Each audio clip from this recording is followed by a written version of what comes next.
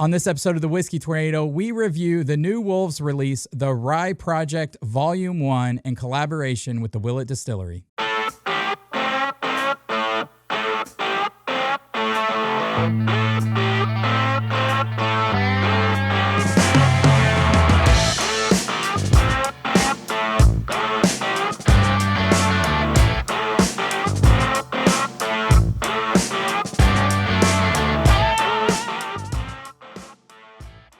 What's up, everybody, and welcome back to another episode of the Whiskey Tornado. I'm your host, Lance. It's the holidays. We have a new set up. We are ready to go. I got my Christmas hat on, and we are talking ryes today.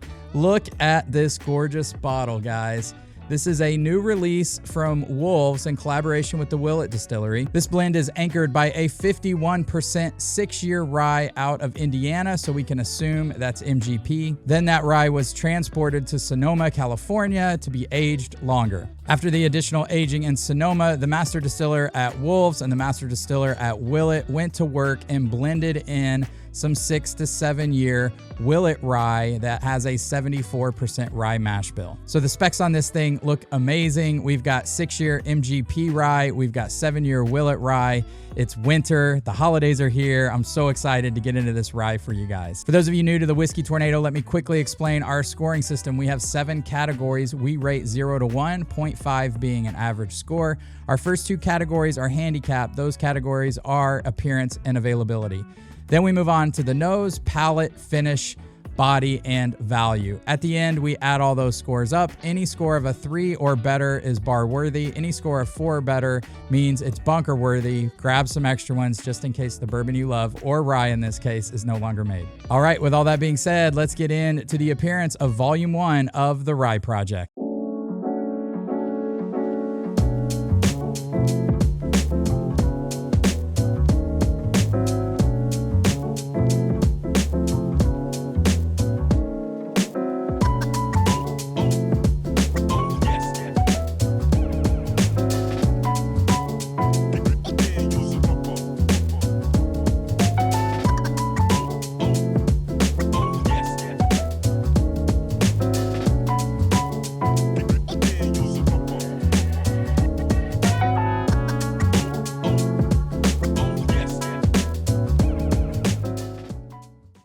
All I can say, guys, is wow, what a gorgeous bottle. I love the white, clean label. Looks super sharp, super clean. We've got the Willett crest on there with the little Wolves logo as well. Super clean, super nice. I don't know if you guys can see the cork as well, but this cork apparently resembles the knob of a baseball bat, which is an heirloom of John Buscemi, one of the family members. So that's what that represents. Beautiful cork. Absolutely love it. Love the bottle. I mean, it is nice. It's clean. Just doesn't get any fancier than this bottle. We're going to give the appearance a 0.8. All right, moving on to availability. I think there were only 623 cases of this made. So for you guys that are going to bitch about me reviewing a hard to find bottle, let me just tell you real quickly why I do that.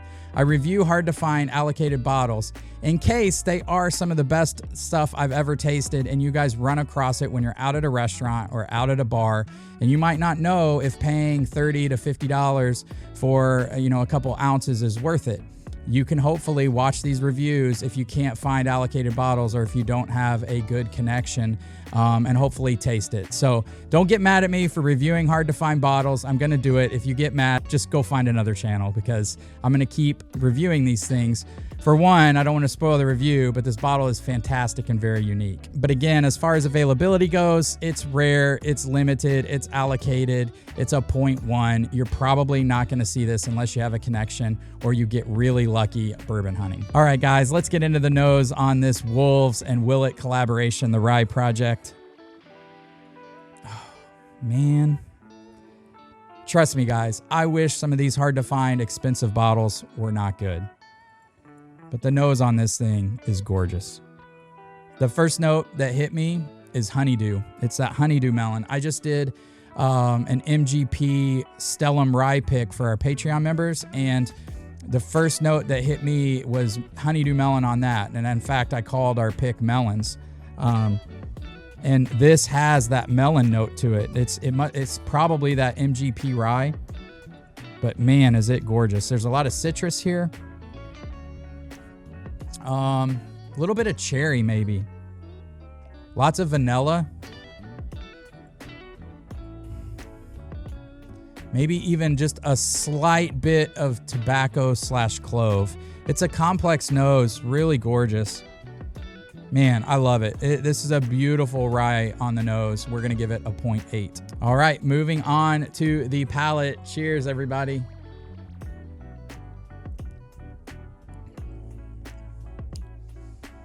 Oh, man, it's good. It's really good. Like I said, it's expensive. It's rare. I wish it wasn't good. The first note that hit me was just like tons of tropical fruit. Big pineapple note right off the bat.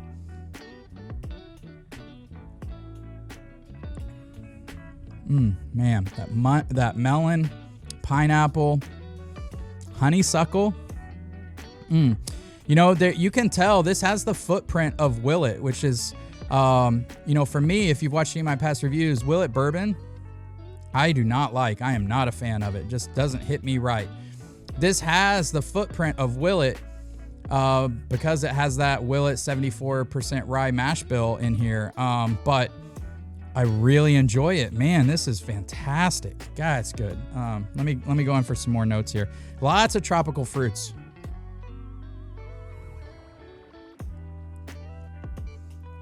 Oh my gosh. Yeah, that lemon lime that I often get on MGP Ryes is there. Tons of pineapple, mango. I mean, you think of a tropical fruit and you can almost convince your mind that it's there.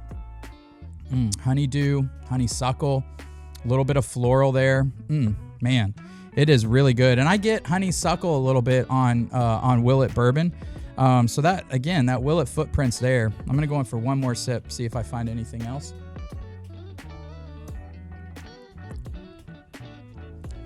Really sweet on the front. Then that sweetness goes away pretty quick. And then you get like a black peppery spice. A little bit of dryness. Black peppery spice. Man, what a gorgeous, gorgeous rye. I do wish the finish was a little longer, but the palate, man, if you like ryes, especially if you like that 95.5 MGP rye with a little bit of those more like citrus melon notes, you can definitely get that in there, even though this MGP rye, or Indiana rye, I'm sorry, is 51% rye. Those like citrus melon notes are there, but then there's a big pineapple note that I just absolutely love. So it's weird. Ryes, you usually like associate winter with ryes, and this is coming off as almost like a springtime whiskey to me, with all those tropical fruits. Crazy how in your face the tropical fruits are. And then again, it's got that Willet footprint. So, but again, I'm somebody who does not like Willet bourbon, and this is really hitting my palate nice. When I say Willet bourbon, I'm talking about the pot still. You know, I'm not talking about the purple tops, obviously. Those are fantastic. But boy, this is really good. I'm gonna give the palate a 0.8. Very complex, really nice. The nose and the palate on this are 0.8s. Fantastic. All right, guys, moving on to the body. Let's see what we've got here. It is oily and viscous. It's not anything that's like crazy, that's blowing me away on the body. We're talking about 103 proof here. So I'm going to give the body a little bit better than average, but not anything spectacular. We're going to give the body a 0.6. All right, moving on to the finish, guys.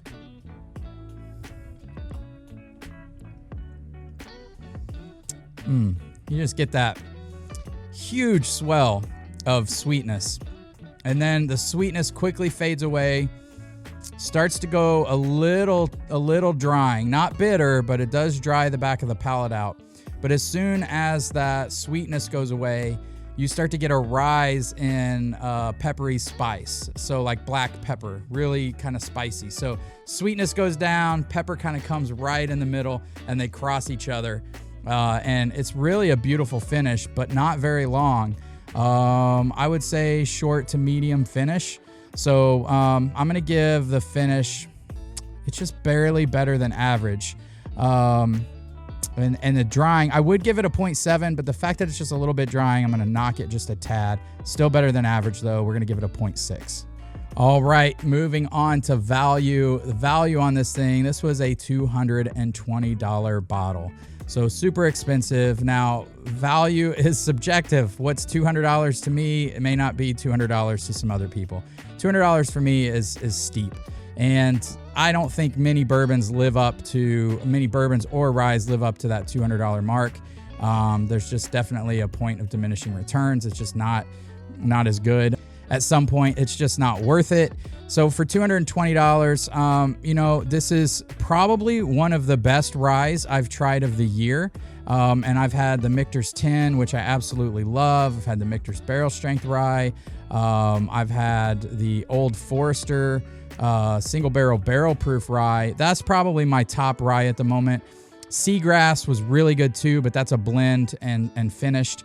As far as like straight ryes go or blended ryes, this is up there for me. This is definitely my top 3 of the year. So yeah, it's fantastic.